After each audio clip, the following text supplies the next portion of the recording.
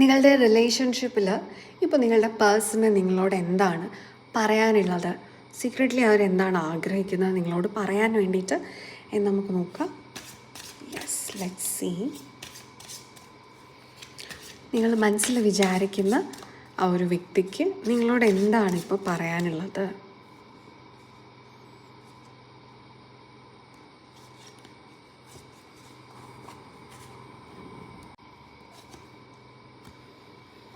forgiving and learning. Okay, നിങ്ങൾക്ക് എന്തോ ഒരു ഗ്രഡ്ജ് അവരോട് ഹോൾഡ് ചെയ്യുന്നുണ്ടെന്ന് അവർ വിചാരിക്കുകയാണ്. അവർ നിങ്ങളോട് ഫൊർഗീവ്നെസ് ചോദിക്കുകയാണ് മനസ്സുകൊണ്ട്. അവരാഗ്രഹിക്കുന്നത് നിങ്ങൾ അവരോട് ഫൊർഗീവ് ചെയ്യുക എന്നുള്ളതാണ്.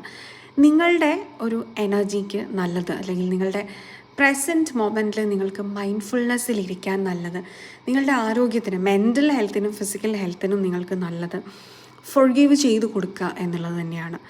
ആൻഡ് ഈ ഒരു വ്യക്തി നിങ്ങളുടെ ലൈഫിലേക്ക് തുടർന്ന് വേണമോ വേണ്ടയോ എന്ന് നിങ്ങൾക്ക് ഡിസൈഡ് ചെയ്യാം.